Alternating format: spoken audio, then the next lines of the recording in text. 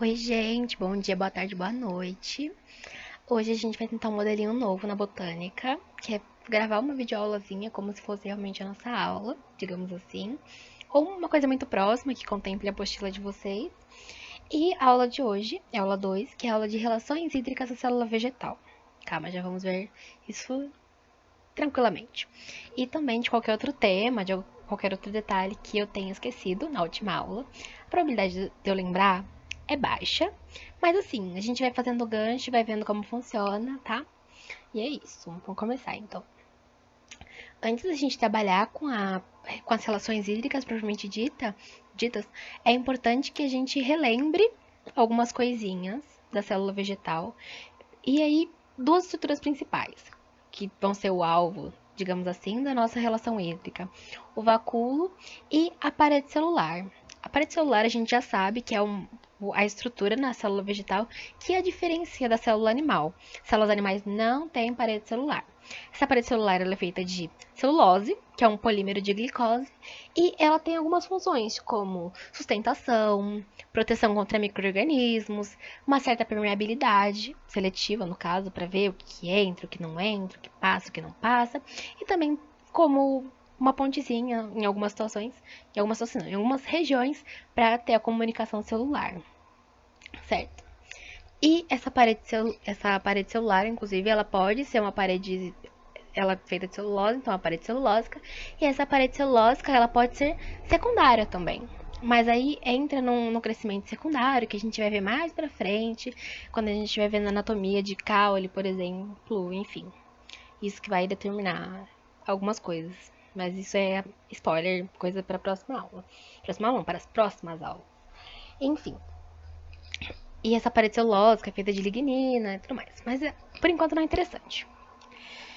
Aí a gente tem o vacúolo. O vacúolo, ela é uma bolsa semipermeável, ou seja, não tem passagem de soluto, somente de solvente, ou seja, no vacúolo entra e sai água, somente. E aí esse vacúolo, com a bolsa, tem algumas coisinhas, tem enzimas, tem pigmentos, tanto que eu comentei no material resumo da última aula que um dos pigmentos é a antocianina, e esse pigmento ele é responsável por dar cor a alguns vegetais, enfim, sei lá, o repolho roxo. O repolho roxo só é roxo porque tem antocianina. E aí a gente tem alguns outros compostos celulares, como o cloroplasto aqui, identificado, núcleo, nucleolo, mitocôndria, enfim. E aí uma coisa legal de mostrar pra vocês é como que isso se configura na vida real, porque quando a gente dá aula de biologia celular, enfim, seja animal ou vegetal, a gente sempre mostra um esquema. Um esquema, um desenho, mas nem tudo é um desenho. Como que isso é na vida real de fato, então? Então, ó, vamos começar aqui, ó. A gente tá vendo essa partezinha aqui identificada por P, que reveste a célula, é a parede celular. Esse Vzinho aqui é um vacúolo. Vacúolo, tururu. Aí aqui a gente tem cloroplasto, certo? Estamos vendo aqui uns cloroplastozinhos. É o núcleo, aqui maiorzinho, o nucleolo, mais interno, mitocôndria. Importante que a gente não citou na última aula, por exemplo, mas que vai ser frisada na biologia celular animal, que é a mitocôndria, que ela é responsável pela geração de energia, ela vai ser super importante para nós quando a gente estiver falando de fisiologia vegetal propriamente dita, a parte de fotossíntese e respiração celular, tá? E é isso, assim, pra vocês terem uma noção, isso foi ampliado em 32 mil vezes. E aí, para a gente falar então agora de relações hídricas, a gente tem que considerar três coisas: movimento de massa, difusão e osmose. O que é esse movimento de massa? O movimento de massa é uma coisa até complicada da gente conversar, digamos assim, porque envolve alguns outros conceitos da física, por exemplo, mas a gente vai ter que tentar dar uma noção geral. O movimento de massa, ele é o movimento global da água e ele segue uma DDP. O que é DDP, pelo amor de Deus? DDP é uma diferença de potencial. Vocês vão ver isso em pilhas, vocês vão ver isso em elétrica, em física, enfim. Como eu posso dizer, eu tenho uma região que tem um maior potencial e eu quero ir para uma região de menor potencial. E isso forma um gradiente, digamos assim. Então, para o movimento de massa, a gente tem que guardar uma frase: a água move-se de uma região de maior potencial para uma região de menor potencial. O que é esse potencial? É o potencial hídrico. Por definição, o potencial hídrico é a capacidade da água de realizar trabalho. Conceitos da física que a gente não precisa, por hora, ter uma noção muito grande. Então, isso cabe mais pra frente, quando vocês estiverem estudando trabalho, enfim, energia potencial e tudo mais, tá? E aí, a gente tem o quê? Uma coisa super importante, muito, muito, muito importante, que é a difusão. As pessoas sempre ficam, meu Deus, difusão é a mesma coisa que osmose é difusão. Qual a diferença de osmose e difusão, pelo amor de Deus? Difusão é um processo celular que se trata de soluto. Partículas ali dissolvidas num solvente, digamos assim. E aí a difusão ela segue uma tendência. Eu tenho uma zona exterior de maior concentração. Exterior é um exemplo, poderia ser interior, mas aí seria ao contrário. Eu tenho uma zona de alta concentração aqui fora, e a tendência da célula é você tentar igualar essa concentração de soluto. Então o que acontece? Eu pego o soluto de fora e eu mando para dentro. É isso. É basicamente isso, sabe? Então, a gente tem uma transferência de concentrações, digamos assim. Então, o soluto ele sai do mais concentrado para o menos concentrado, a fim de igualar, não igualar, mas deixarem as concentrações parecidas, tá? E a gente tem também aí o outro processo, a osmose. O que diferencia a osmose da difusão?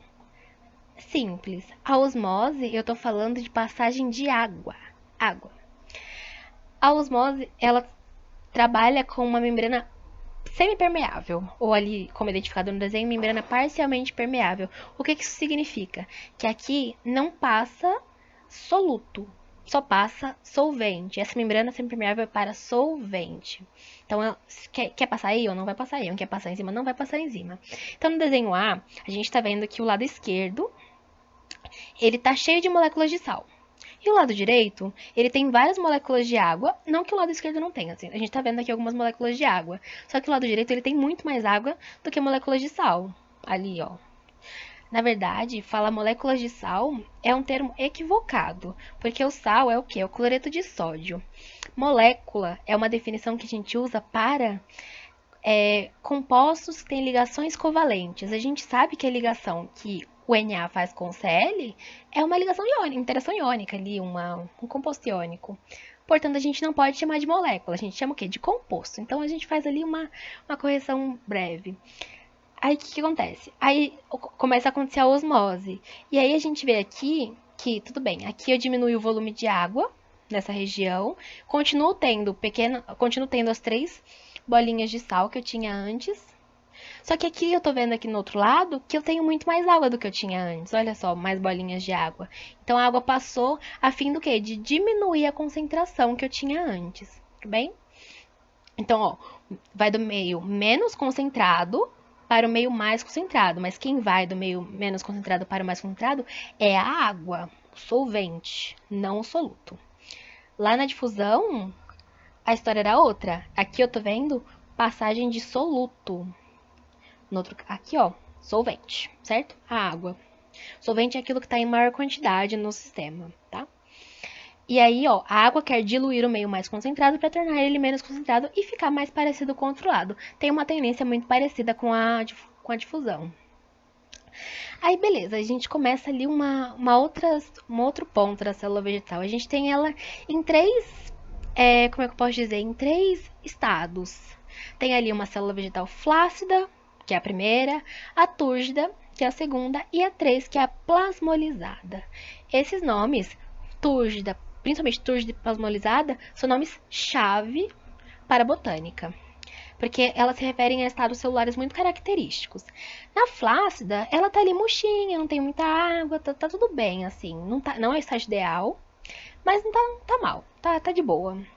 E aí, que é o estágio 1. E aí a gente tem 2, que é a célula túrgida. Esse estágio é o estágio da célula saudável, digamos assim. Ela tá cheinha, tá inchada. Túrgido, o turgor, essa palavra turgor vem do latim. Não sei, eu não lembro, na verdade, a palavra em si, como escreve no latim, mas ela significa mais ou menos inchaço. Então a célula túrgida tá inchadinha ali, tá bem, tá cheia de água, tá maravilhosa, feliz. E A gente tem o terceiro estado, que é a célula plasmolizada. O que é essa célula plasmolizada? É a célula que está murcha, basicamente, tá? Aí, folheando um pouco a apostila de vocês, a gente se depara com isso. PO, PT, M, data T, pelo amor de Deus, o que é tudo isso? A gente tem que considerar algumas coisas dentro da célula. Vamos lá. Primeiro, o que é esse PO? PO, ela é a pressão osmótica exercida pelo vacúolo celular. Ou seja, o que acontece? O vacúolo ele vai fazer uma força para pegar água do meio externo e puxar para dentro dele, certo? E como que ele faz isso? Por que ele tem essa pressão osmótica? O vacúolo ele é muito mais concentrado em termos de soluto. Então a tendência é que eu tenha solvente de fora entrando para que eu possa diminuir essa concentração. E aí essa água ela vai entrar por osmose, basicamente. Lembram que eu falei ali no último slide? Osmose é o quê? A água vem é uma passagem de solvente. Ah, então a água vem de fora e entra para dentro do vacúolo, certo? Aí, beleza, porque a solução externa ela tá menos concentrada. Então, eu tenho uma solução externa menos concentrada e eu tenho uma solução interna mais concentrada. Se tratando de osmose, eu tenho que pegar onde está menos, eu tenho muito solvente fora, então eu boto o solvente para dentro para tentar diminuir a concentração, certo? Beleza, estamos bem por enquanto. Só que nem tudo são rosas. Nem tudo são rosas, o mundo às vezes fica triste. O que acontece? A gente tem uma força contrária, digamos assim, que chama pressão de turgor ou turgescência. O que é a pressão de turgor? É uma pressão contrária à pressão osmótica. Então a pressão osmótica está ali puxando. Quero água, quero água, quero água. A pressão de turgor ela vai fazer o contrário. Vai falar, você quer água? Não, pelo amor de Deus, pare de pegar água, por favor. Então, ó, PT, que é a pressão de turgor, é uma força contrária que a parede celular faz para evitar que a água entre em excesso, porque isso pode danificar a célula, certo? Esse PT também a gente chama de M, que é a reação da membrana. Não necessariamente igual a M, mas ele é, enfim, para fins de entender, a gente pode considerar como a mesma coisa. Fins numéricos, pelo menos. E aí a gente tem aqui o nosso slide da morte, certo? A gente tem o quê? Que a pressão osmótica ela é a mesma coisa que a sucção interna do vacúolo. O que é sucção? Sucção é sugar. Então ele faz força para pegar água de fora, certo? Aí a gente tem o quê? Que PT é ali a pressão de turgor, a turgescência, que é a mesma coisa que a força da parede. Então a parede está fazendo força para empurrar. Não quero água, não quero água, por favor, pare de entrar água. E aí a gente introduz aqui um conceito que não foi falado no último slide, que é o quê? A DPD, é o déficit de pressão de difusão. É basicamente a célula olha e fala, quanta água que ainda cabe na célula até ela ficar inchadinha, até ela ficar túrgida. E aí a gente pode considerar, então a gente tem uma relação numérica que a DPD, que é o que? Quanto cabe de água, é a diferença entre a pressão osmótica e a pressão de turgor. E isso pode ser escrito de outra forma, que não, a sucção celular, a sucção total, na verdade, que é a sucção celular, ela como é que pode dizer? Sucção celular não. A sucção celular ela é a mesma coisa que a diferença entre a sucção interna e essa força da membrana, digamos assim, tá? E aí o que acontece? Quando a sucção do vacúolo, ali, a sucção do vacúolo é a SI, ela tiver o mesmo valor da força da parede, então eu empurro de um lado, eu puxo de um lado e empurro do outro, eu meio que anulo as forças, digamos assim, se elas têm a mesma intensidade. Então, significa que a célula tá túrgida. Assim, a célula tá gordinha, tá boa, e aí a célula interpreta, ok, não cabe mais água aqui, não vai entrar mais nada. Então, o déficit de pressão de difusão, DPD, é igual a zero. Isso significa que não cabe mais água na célula, ok? Certo. E aí a gente tem a situação contrária, que é quando a célula tá murcha. Quando a célula tá murcha, significa que o quê? Que o seu turgor é zero. Então ela não tá fazendo força pra água não entrar. Tipo, a pressão de turgor, assim, tá tranquila. Porque a pressão de turgor, ela é uma pressão de reação em relação à pressão osmótica. Então a pressão osmótica quer puxar, a pressão de turgor quer empurrar. Só que não tá entrando água, tô murchinha. não preciso fazer força, tá tudo bem, tudo sob controle. E aí, nessa situação, o citoplasma da célula, ele começa a se contrair. Ele fica, meu Deus, aqui. A gente vai ver isso no próximo slide. Ele começa a se contrair, e aí o vacúolo também começa a se contrair um pouco, e aí ela meio que vai se afastando da parede, porém, ela não desgruda. Tanto que, deixa eu ver se aqui, passar aqui, próximo exemplo já. Ela não desgruda. Então, ó, a gente vê aqui que tem pequenos pontos de ancoragem que permitem que a célula ainda fique íntegra. O que vai acontecer? Isso aqui, esse espaço aqui que a gente está vendo aqui em cinza, ele vai ser preenchido pelo líquido que está querendo entrar. Assim, pelo líquido que está querendo entrar, não. Pelo líquido que está no meio externo, assim, porque a célula está no meio. Então, o líquido do meio externo vai entrar e a célula vai ficar ali de buenas, certo? Aí, aproveitando esse gancho, a gente pode fazer um paralelo entre a osmose na célula animal e na célula vegetal. A célula animal, quando ela é colocada no meio hipertônico, significa que é um meio que tem mais soluto, ela vai perder água. Por quê? Porque ela tá ali de boa e ela tem água, tem a aguinha dela, só que o meio de fora ele tá mais concentrado. Então ela faz o quê? Ah, eu vou dar uma aguinha pro meio de fora pra gente ficar bem ali, ficar pleno. Então ela fica murchinha. Essa célula de cima, essa aqui é animal, a gente tá falando da hemácia, tá? Que ela é super característica em exercício, inclusive, para trabalhar essa questão da osmose. Tá, tem aqui, então, a célula entra em estado de plasmólise, então ela contrai citoplasma, contrai vacúolo e é isso. Se eu coloco no meio isotônico, o que é isso? Isso é igual. Então, meu meio interno tá igual ao meio externo, não vai acontecer nada, vai ficar tudo bem. Aí, a gente tem aqui uma outra situação, que é o meio hipotônico.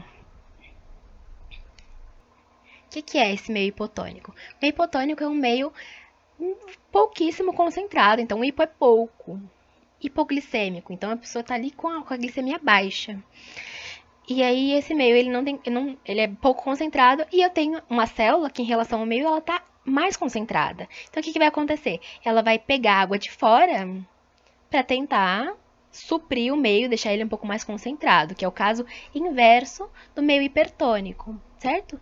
E aí as células, elas ficam túrgidas, vão ficar gordinhas, inchadas, certo? Então estamos aqui plenos com a célula gordinha e tudo mais, aqui tá tudo certo. Aí, um diferencial da célula vegetal é aqui no meio muito hipotônico. Então eu tenho um meio que tem majoritariamente solvente, pouquíssimo soluto, então a célula vai ter que pegar muita água de fora para tentar compensar. Só que quando isso acontece na célula animal, a gente tem um processo de lise celular, ou seja, a célula vai romper porque entrou muita água nela. Mas aqui a gente está vendo que na célula animal continua túrgida, perfeita. Por quê? A parede celular, ela tem aquele mecanismo, então, da pressão de turgor, que impede que entre mais água. Então, quando está entrando, ela vai falar, opa, veja bem, vamos parar, porque a gente precisa, né, dar um controle, senão a gente vai estourar. E de fato não estoura, certo? Já a célula animal, ela não tem esse mecanismo. Então, para ter uma lise, 2 minutos, certo? Então é isso, gente. Se tiver alguma dúvida, eu vou estar sempre disponível para sanar e tudo mais. E é isso. Obrigada.